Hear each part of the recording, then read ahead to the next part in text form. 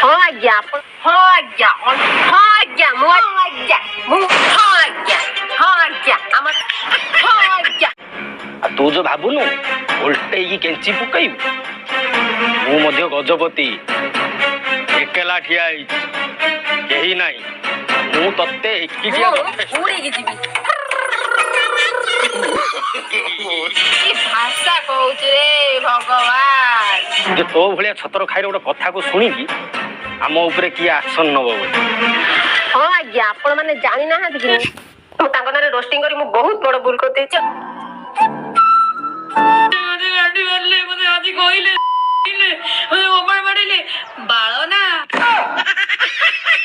Roasting କରିଦେଲେ roasting କାହିଁ କରୁଛନ୍ତି? ଛାତି ପେଟ ଦେଖେଇକି ତ ସେମାନେ ନାଚୁଛନ୍ତି, ତମେ କହିବାକୁ କିଏ? ମୁଁ ନା ନା ଆକୁ ମୁଁ ଆଉ ପାରିବିନି, ମୁଁ ଆକୁ ସୁଧୁରେଇ ପାରିବିନି, ମୋ ଦ୍ଵାରା ଆଉ ହବନି। ତତେ କେହି ବାଳ ଭଲ ପାଉନାହାନ୍ତି। ରାନୀ ପଣ୍ଡାର ଭିଡିଓରେ ଯାଇକି ଦେଖ ତଳେ। କେଡେ ସୁନ୍ଦର ରାଇଜ ମୋର, କେଡେ ମିଠା ମୋ ଭାଷା ଓଡିଶା। ଆପଣଙ୍କୁ ଲାଗୁଛି ସେ ଆଗକୁ ସାଇଲେଣ୍ଟ ରହିବେ ନା ଏମିତି ହିଁ ଯିବେ? ପ୍ରଥମ କଥା ହେଲା ସେ ଏମିତି ଗୋଟେ ମଣିଷ ନୁହଁ କି ସେ ଗୋଟେ ପୋକ ନୁହଁ। ପୋକ ହେଇଥିଲେ ତ ଆଜ୍ଞା ଆମେ ପୋକ ମରା ଔଷଧ ଦେଇ ଦେଇଥାନ୍ତୁ, ସେ ମରିଯାଇଥାନ୍ତେ କି ପକେଇ ଦେଇଥାନ୍ତୁ।